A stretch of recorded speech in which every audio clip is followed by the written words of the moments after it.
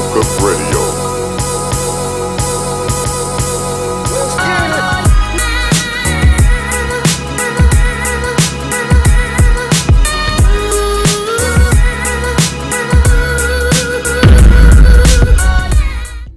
Oh man, welcome back to the show, guys. We got an amazing show lined up for you today. We're going to be speaking with Chef Antoine Artis, the man, the myth, the legend himself. Look forward to having this interview and having a great time, y'all. Stay tuned. We'll be right back after this. This episode is brought to you by Love By Me Apparel, home of all your apparel and accessory needs: shirts, mugs, bags, sunglasses, even the book series. You can shop online at www.takitamorgan.com. Self-love looks great on you. Welcome back, guys. Today we're with Chef Antoine Artis, owner of the Artistic Soul Catering Company, as well as the Artistic Soul Culinary Network. Today we're going to talk about a variety of things, but right now let's introduce the man, the myth, the legend himself. Chef Antoine, how you doing today, sir? Hey, I'm doing all right, Chef. Doing all right. Yourself? Man, I'm doing good, man. Trying to stay safe in this pandemic, man. So, man, let's just open this thing up, man. Tell us a little bit about yourself, man. Okay. Well, I'm Chef Antoine Artis. I'm just turned 40, and been a resident here down in the Atlanta area for about 4 years now. We have just as Chef said, Artistic Soul Catering, Artistic Soul Culinary Network. We've been operating those as a business for about 5 years or so. And our catering company is based around foods with, kind of have a Cajun flair, Cajun Caribbean flair. And again, we serve the metro Atlanta area. My wife has True Joy Bakery, which is a bakery. They serve, they offer confections, cakes that look like things, and wedding cakes, everything of the sort. So, kind of put our businesses together to create, just kind of create a, create something decent for our customers and everything. Oh, man, that's what's up. That's what's up. So tell me, you say you got a Caribbean Cajun flair. So what made you get into that market, man, that niche? Well, since I've been, since a kid, I've always enjoyed cooking.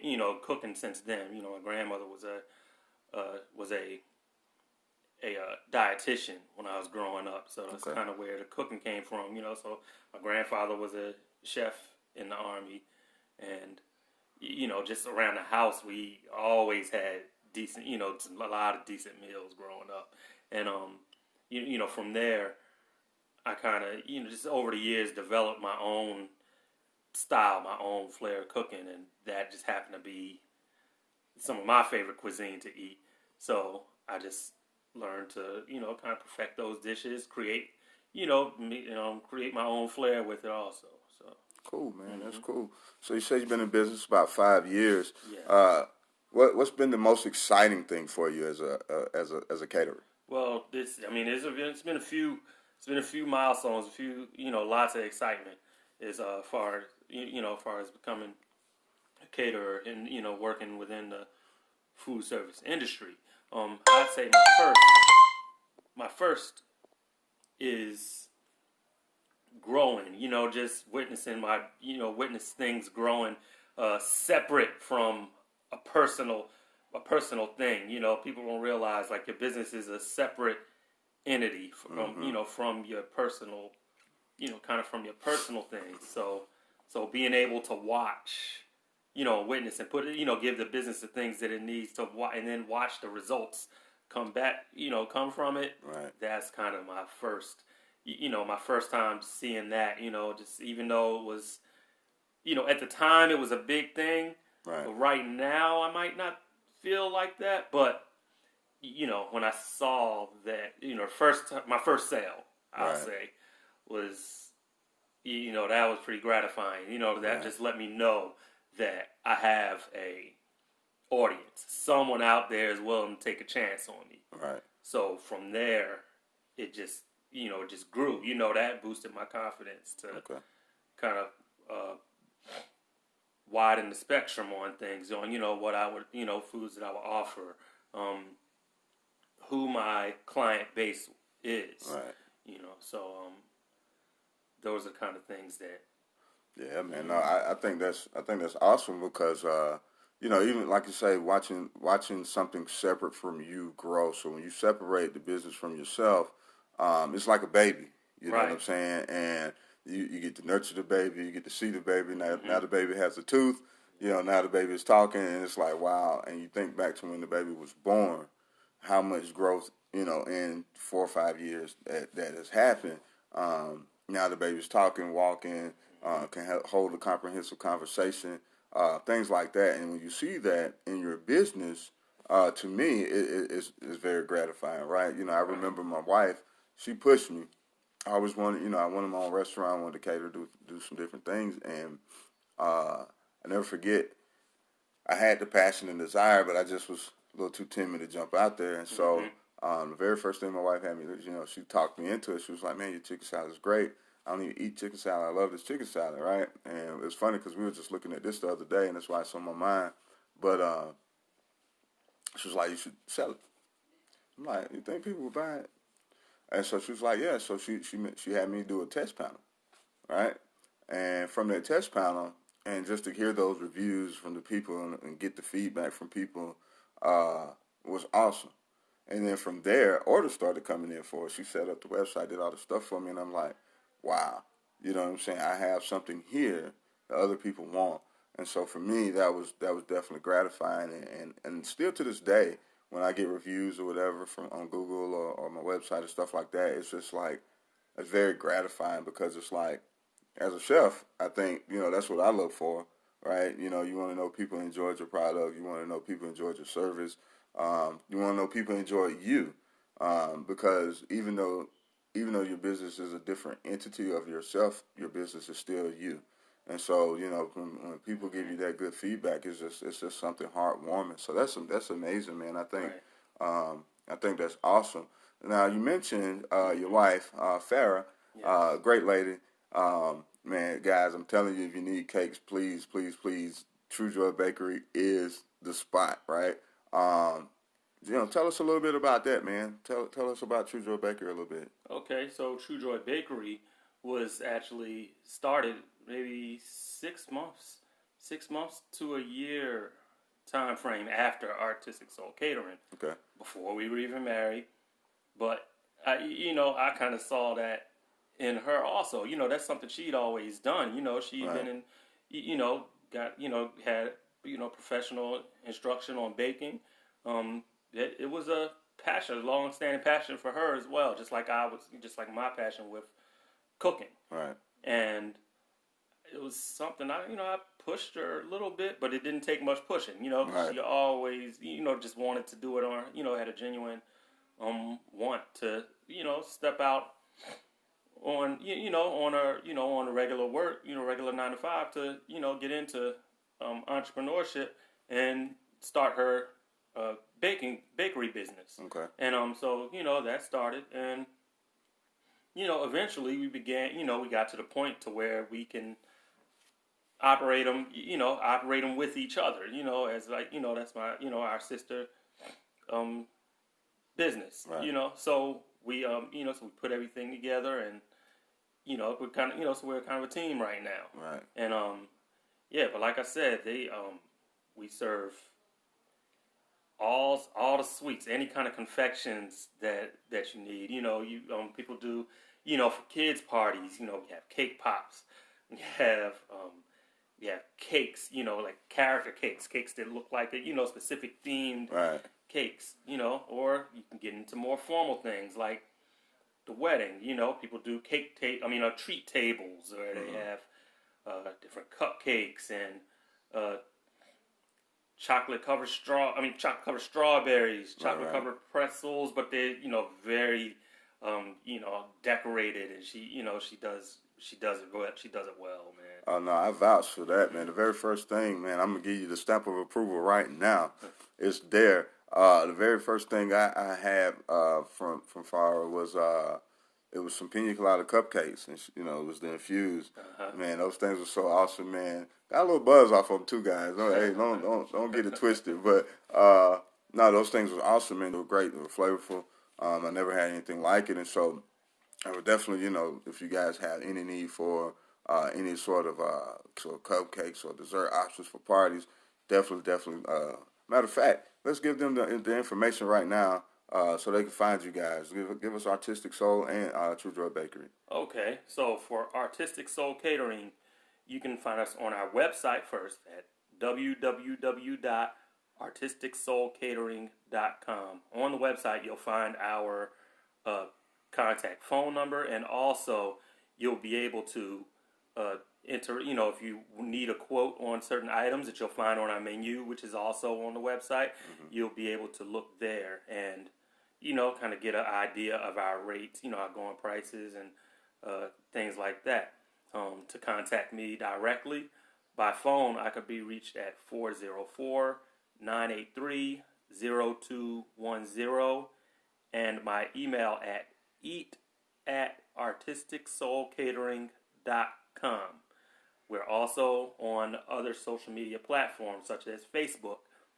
If you look up Artistic Soul Catering, and the same as YouTube and Instagram. And for True Joy Bakery, www.truejoybakery.com, and this with the same thing standing as we have. She has her menu on her website, and all the different options. You get to see a lot of the on both of our websites, a lot of the pictures, a lot of our work, and things that we've done in the past, and different catering jobs, and you'll get to see that on both of our platforms. And Farah at True Joy Bakery, she can be reached at 404-574-9959. She can also be found on Facebook and Instagram at True Joy Bakery.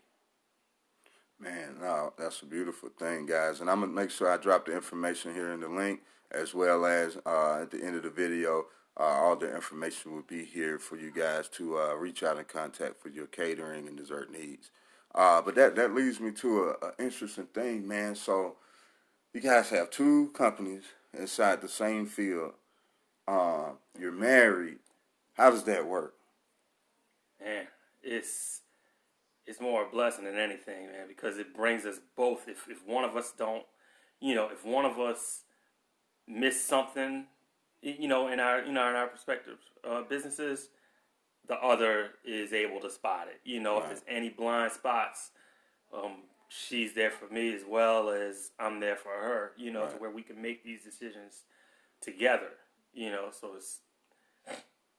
So it actually makes things easier with both of us having two platforms. Right. And even looking at it as in the standpoint of just general production, we're always moving. We're both able to help each other out. And we both have specific strengths in different areas, so we're both able to help each other out to just remain productive. Okay. It's times when both of us are constantly busy. We're constantly working. Where she may have there's times where she may have a lot more business going on than me. So right. What I do is put my energy behind her operation and say, okay, we're going to push it. I'm not going to abandon mine, but I put that energy behind hers. She does the same. She do the same for me. So, right.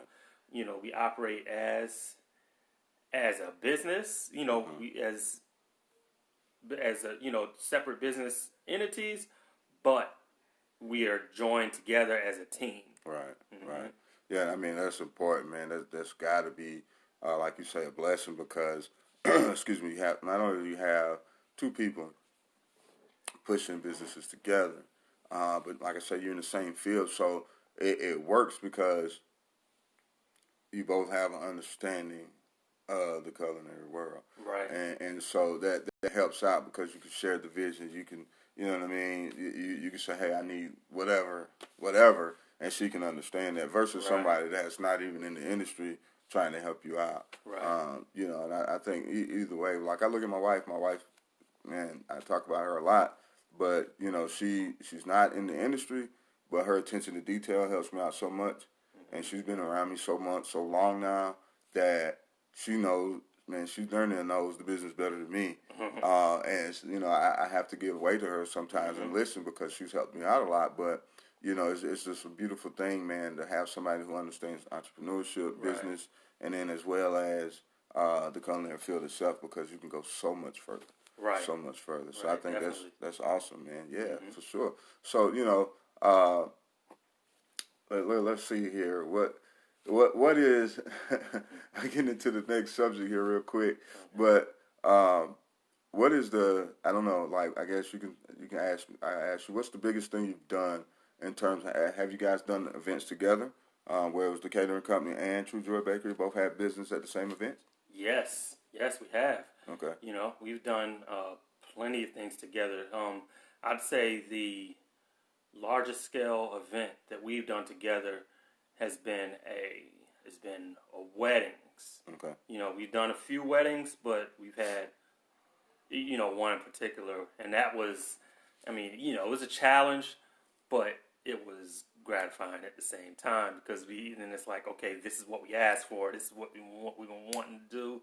Is both of us have both of our talents and our foods and what we do on full display. Okay. And it went very well. Good.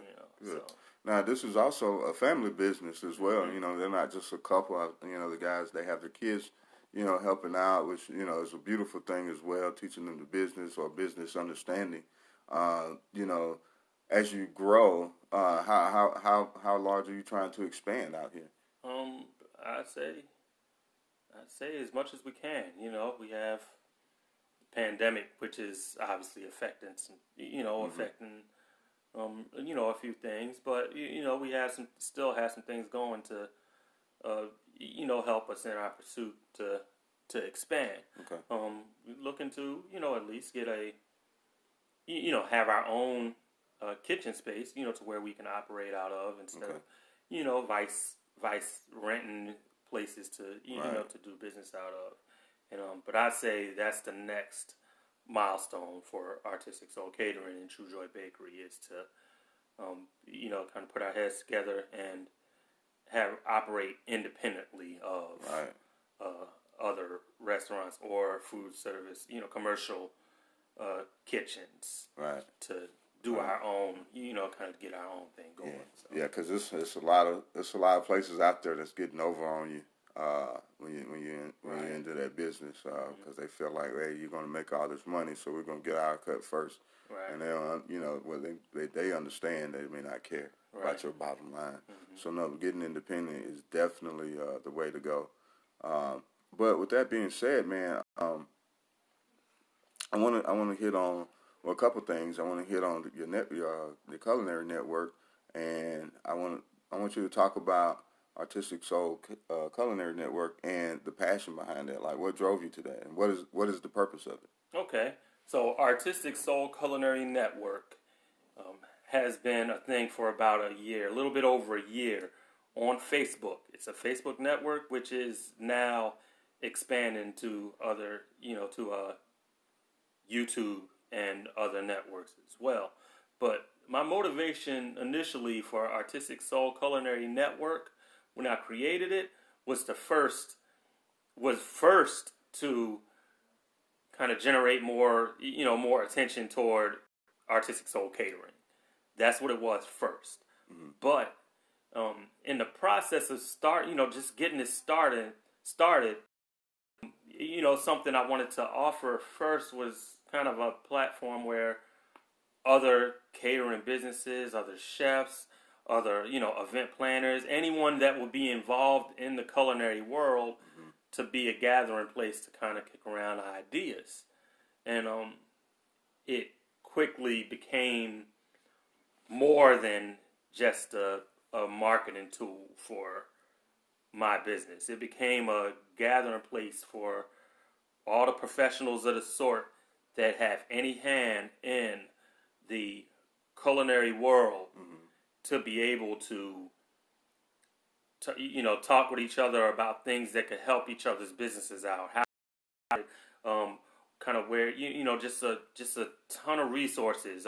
People have gotten jobs on just going in the network. People have learned how to get their businesses started. With the network. I mean, you name it, man. It's a lot. A lot of good has came from that. Yeah, I mean, no, it's definitely a powerful tool, man.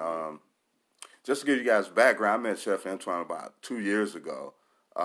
We connected, and a year and a half, 2 years, something like that ago, and we connected, and we both have a passion to give back to our communities, to people, and things of that nature. And so when he launched this, man, watched it grow, and I watched what it will come into now.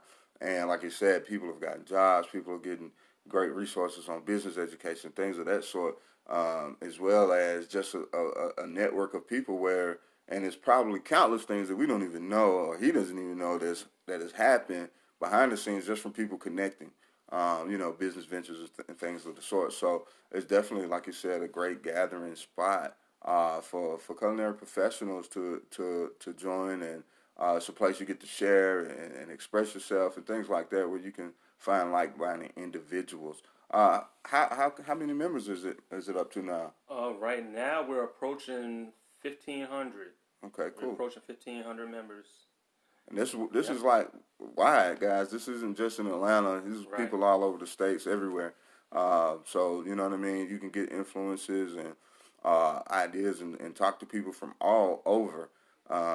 You know what I mean, and just it's a great resource.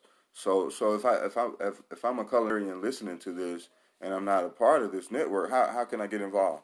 Okay, you can get on Facebook. You go on your Facebook, you search Artistic Soul Culinary Network, and it'll be three questions just to kind of vet. Because what we do, we vet the our members. To make sure that they are of the culinary background, right? And it is a private group, so it's not just open for anyone to just come in and post whatever they want. It's not about numbers. It's genuinely about people that are specific to our community to be able to network together. Right.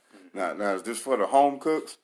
Can they join? They can as well. Okay. They can as well. Home cooks, you are welcome. Yes, you are. Yes, home cooks are welcome. I have event planners that are in the group. I have people that own event venues.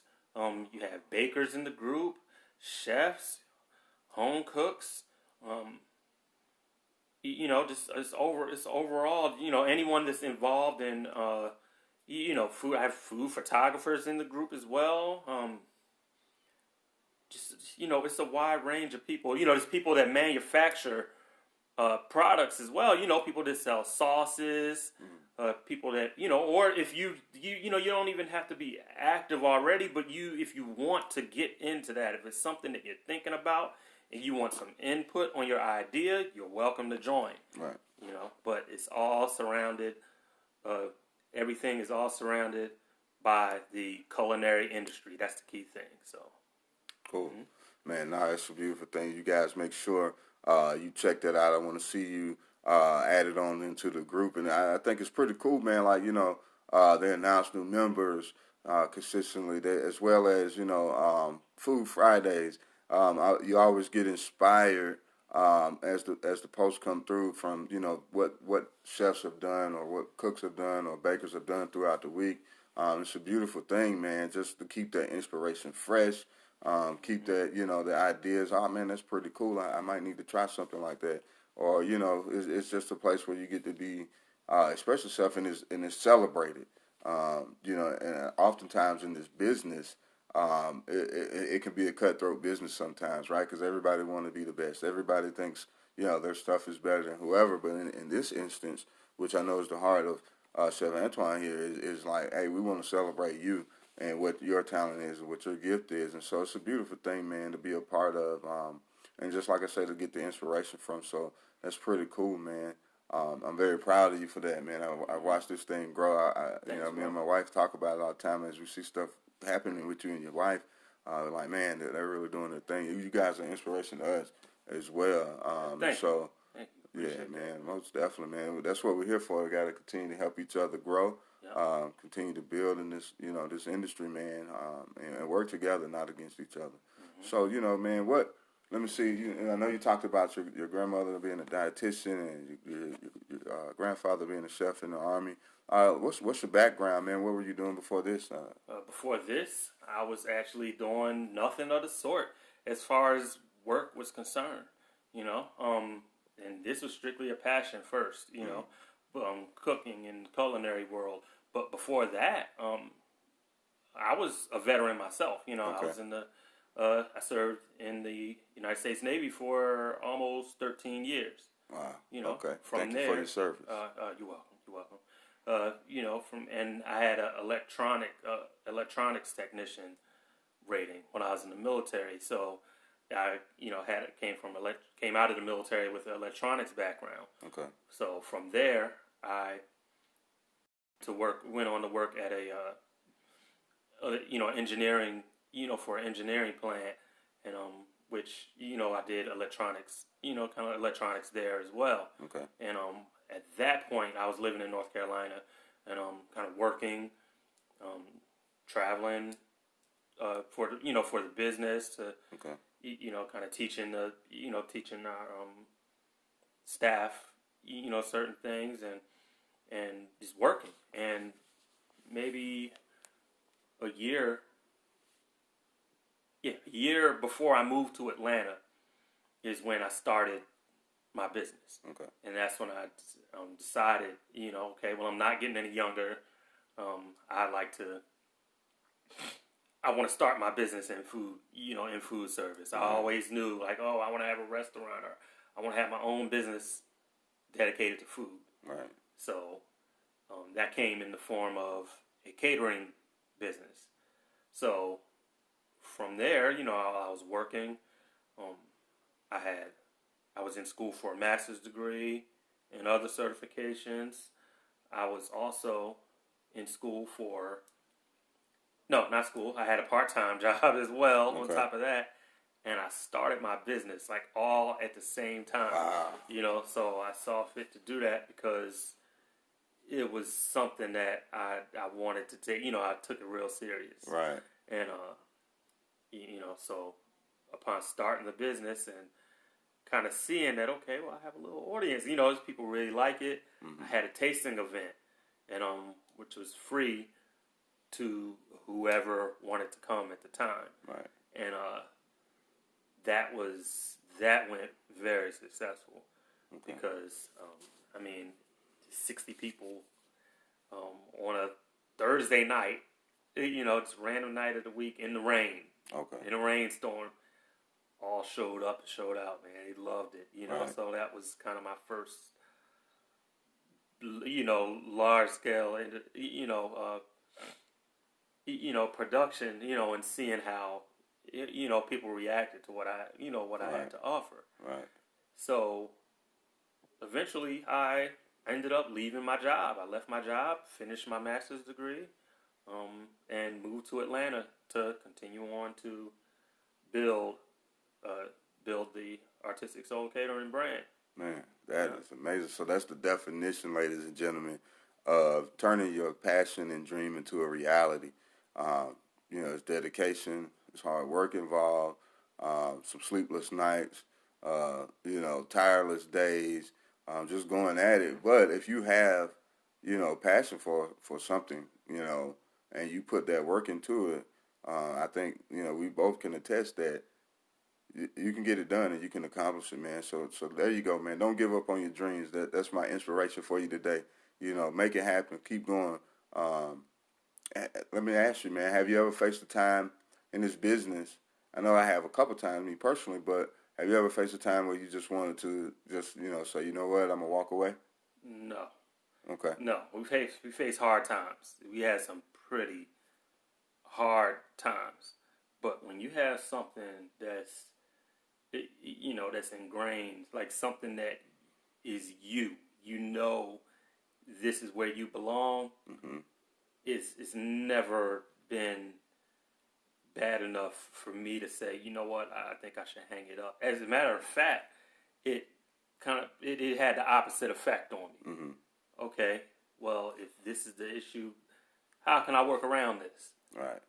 How can I make things improve? How can I, or if something happens, I've been in a situation where I've lost, where I've messed up on, at whatever certain event it may be. Right. Okay, lost money.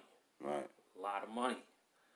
And, it was easy to say, you know what, I'm not doing this anymore. Right. I can't afford to do, but I also can't afford to quit on myself. Right. That's the main thing is, could I live with myself if I quit on myself? Right. And I just couldn't do it. Right. So the best thing for me was to just get on my feet, figure out how to remedy the situation, Mm-hmm. how to make sure it doesn't happen again, and move on. Right. Yep. Right. Yeah. No, that's real because it was a quote that I heard and I seen, and it says, "Why quit today when tomorrow you'll be at for you to go back to the same place that you were at when you first started." Yep. And eventually you're going to get back to that. And that's what's always happened with me. It's like, man, and it wasn't necessarily things that happen in events. I've been doing this thing for so long. Right. Now I just realized it over 20 years. Mm-hmm. But it's just like sometimes the burnout happens. Oh yeah. You just get burned out, and it's like, man, the stress of business is like, I don't want the responsibility right now. Mm-hmm. I just want to cook. Let me just back off. But like you say, then that subconscious comes in, or that second mind comes in and says, hey, you started this for a reason. You don't quit on yourself. Get through it. Yeah, it's a tough time, whatever. Things going on in your personal life, whatever. Yep. It doesn't matter. You started this. This is who you are now. Finish it, and then I pick myself back up and keep going. Mm-hmm. And so that's huge, man. Because what people don't realize though, working in the culinary world, there are a lot of stressors that take place that people don't realize. They just get their nice plate and get this great food, but they don't realize what's going on with the people in the back that's presenting this stuff. And this is something I like to talk about too in every episode and get every chef's perspective. Right. Is Mm-hmm. for me, working in hotels and restaurants and things like that, I've seen a lot of different things go on with chefs, from depression, addiction, just to cope, Mm-hmm. right? Because people don't realize the high level of pressure that is placed upon chefs and cooks of the sort to produce. Right? Everybody wants to sit down. They want all their food there in 10 to 15 minutes. They want it perfect every single time. And no matter what, you're not thinking of the person, right? I get it that it's a business. You're there to perform a job. But at the same time, the level of pressure that is placed continuously on the chefs is huge. And so what I ask, what are some things that you've seen in the background that people may not realize that chefs actually go through? Yeah, I mean, it's easy for a chef to break down. It's a lot of responsibility, as you said. Timing is key when it comes to the kitchen and preparing meals for people. You have to be very, it's very specific. Different people want their food a certain way. Someone's allergic; they can't have the food a certain way. But it can be overload. This addiction is real. Right. When it comes to cooks working in the in the chef's world. Right. And it's kind of like if it's a kind of safe haven, but you don't have the time for it. There's a lot of chefs I know that they took on smoking. A lot of them they do some kind of drug, a lot of alcoholism. alcoholism, Right. and things of that nature. So yes, it's Yeah. real. It's And real. people don't realize a lot of these places, man, a lot of these restaurants you go to, their chefs and cooks don't get breaks. Yeah. There's no such thing as a break. No, You know, not. they might get a cigarette break. Yeah. Where they just run off the line, they clear the board, and they run off the line to go smoke a cigarette to kind of calm the nerves or whatever the case may be. But there is no breaks, even on the service side. You know, in some instances. Now, some places do family meals before service, things of that sort. Yeah. But in the course of your work hours, there is no break, and it's a lot of times, especially the weekends. You know, it's high intensity the whole time. You come in. The dishwasher quit today, so dishes are piled up, and you got to catch that up on top of. You know, we got 30 covers out there waiting right now. When you walk in the door, and there's like no breathing room, and such didn't do prepping, so you're overcoming all these things along with the expectation that you're going to get this done right. So you got pressure from management, pressure from the food you're putting out, along with pressure from yourself because, you know, especially if this is a passion for you, you want to put it out to the best of your ability. Right. And, you know, so you have these things going on. So, you know, man, if you know a chef, if you know a cook, give them a hug, tell them you love them because they need that. We all need that sometimes, you know, just dealing with the pressures of things. And so, you know, I always try to bring light and awareness to that situation because I've had personal friends in this industry, you know, lost their life to addiction, committed suicide, or strung out, you know what I'm saying, and just pretty much lost their life that way and lost everything they had. And it's sad to watch that happen because of a love of a passion of something, and the pressure of it gets to you. And so, you know, man, I always want to bring awareness to that. So, you know, tell us, man, what's new for Chef Antoine Artistic Soul, for True Bakery? What's new for you guys? Yeah. Well, the pandemic one. You know, that's been the thing, man. The past couple of months, that's been affecting us. Okay. As it has all the rest of the restaurants and the you know, the restaurant industry as a whole, restaurant and hospitality industry, and what we're doing to kind of, you know, make things, you know, turn things around for us is to, you know, kind of get more involved in those things that we were, you know, kind of we wanted to take care of in the meantime, between time. Right. You know, so Right. yeah, so we, you know, found, even though we don't have as many, let's say, catering jobs necessarily, or cakes, you know, which she's doing a lot better than I am because people still need to celebrate. Right. And they're in their home, you know, if they can't have, you know, this big party that they wanted to have. And so, you know, they'll do a small gathering, you know, with just family and order cakes. Right. You know, so she's doing quite well with that now. Okay. You know, but with catering, you know, I've gotten a few jobs, but in between time, you know, aside from that, I've taken that time to get platform, you know, things like getting the platform together for the Culinary Network, Okay. which will be on YouTube pretty soon, as well as, you know, Facebook, which it already is, and just a lot of background, a lot of behind the scenes things, you know, kind of looking more into having, you know, our own commercial dining solution, Okay. and things like that. But that's where, you know, it's kind of where we stand now. Okay. And we also are watching the industry closely to see how everything, you know, is responding to, you know, in respect to what's going on with the virus, you know, with the virus taking effect, and how it's going to affect things moving on for business. Okay. For culinarians. Cool. Now, I know you're certified, right? You're an instructor. Right. Right? So, also, guys, if you need to get certified, here you go. Hit them up right now, Chef Antoine. How can they get to you for that as well? Yeah. Just find you through Facebook or reach out? Or? Yes, okay. Well, there's different ways. On ServeSafe website, they have there's a page on there. I can't remember exactly what the page is now, but this page where you can look in your area for a certified ServeSafe proctor or instructor, and it'll tell you, you know, it's broken down by, okay, what city are you in, or what, what county, where you at in proximity to Serve Safe instructors. And we can be found there. Okay. We can also be found on the Artistic Soul Catering website. There's a separate Artistic Soul Consulting page. Okay. And if you look there, it will give you it's a whole menu on, all the different options for instruction that we offer. Okay.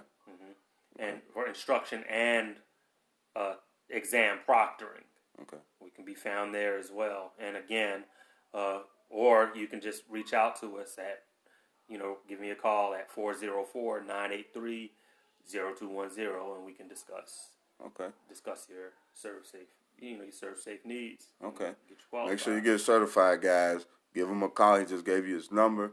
Do what you got to do. Reach out to him. He's right here in the Atlanta area. Cool, man. You just mentioned something, man. I think it's important for the people to know as well. For someone who may be listening, you said you had a consulting service. So tell us a little bit about that. Okay, well, that's still growing as well. And that's another thing that I've been kind of, working more on during the pandemic. Okay. Is for the consulting service is we offer right now the Serve Safe is the only thing on there now. Okay. But before we started our own businesses, both me and Farah were in quality backgrounds. Okay. So we incorporate a lot of that knowledge, from quality management and kind of the business end of things into our own specific business. Okay. So we actually have a course that we're going to introduce within the next month or two. Okay. For which will make that available for people who are looking to start their own food service, their own business. Okay. In food service. Okay. Things to do to get your business off the ground. Formulating the groundwork for your food and for your culinary business. Okay. How to make it a legal entity. Okay. How to also things like how to make it how to market your business, how to price your items on your menu. Everything's all inclusive of everything. Man, a lot of value. Right. A lot of intangibles that are just not taught to you or given to you out there. You have to kind of learn the hard way. A lot of this stuff you won't even learn in culinary school. I failed to mention that. I did go to culinary school once I finished with the military. Right. And I don't recall being taught the business end of things. Right. We learned numbers. We did learn numbers, how to price a menu out. Right. But when it comes to starting your own business, that really wasn't taught to me in culinary school. I don't recall. Right. So, it's some places, man, some places are about the name, some places are whatever. But one thing I can say for sure is, and I don't like disband school or anything, but what I do say is it's nothing like that real world experience. Right. It's a totally different ball game because it's a lot more intangibles that you deal with out in the real world.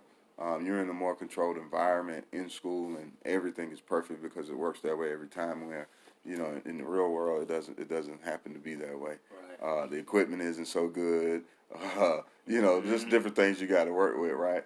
But no, man, that's cool, man. You guys make sure you stay tuned for that, man. Make sure you go follow him on Facebook, Instagram, matter of fact, so that way you can keep up, man. And when these courses come out, you'll be in the know. So, matter of fact, give the people real quick one more time how they can find you, man, on Facebook, Instagram, or anything like that. Okay, on Facebook, you can find us at first Artistic Soul Catering. Just do the Facebook search, Artistic Soul Catering. Same as Instagram and YouTube as well. For Artistic Soul Culinary Network and Artistic Soul Consulting, we can be found on Facebook as well.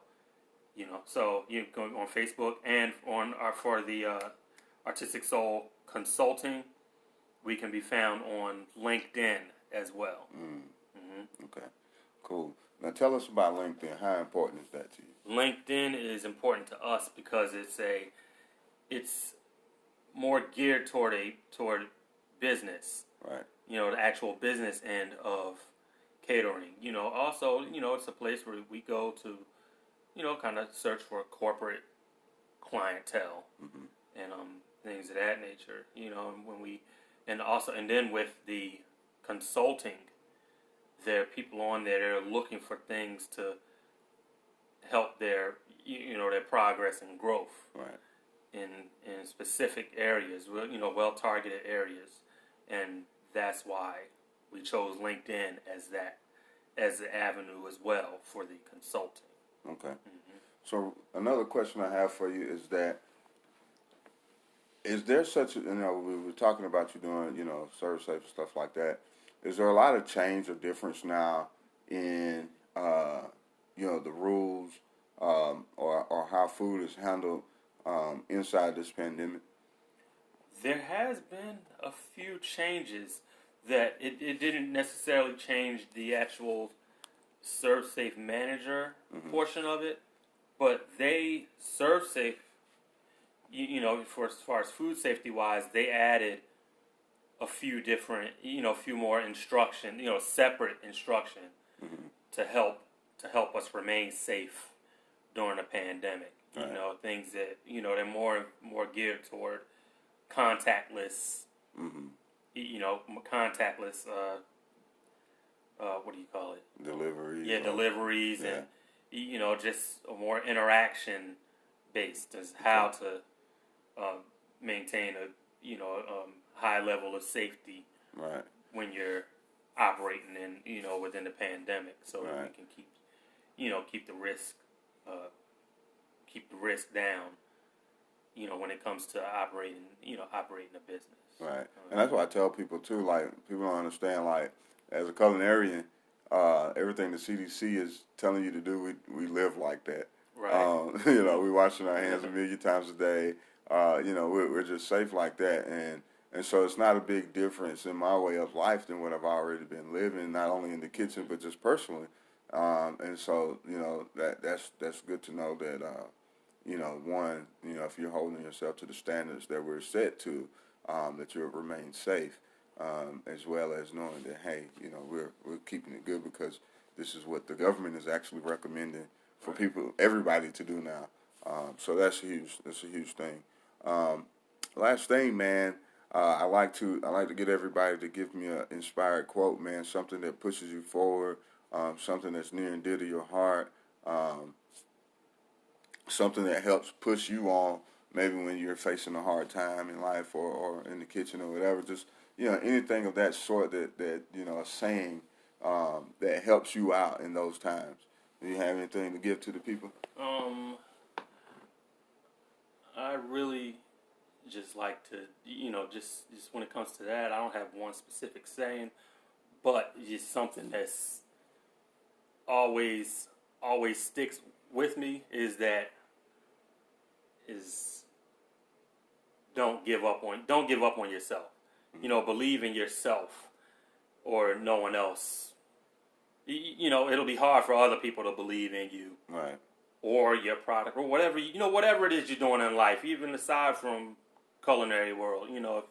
If you don't believe in yourself first, then don't expect other people to do it for you. Right. So that's my main thing. So that's why I put 100% into whatever I do. I put whatever work needs to go into to make something happen the way I want it to. I do everything.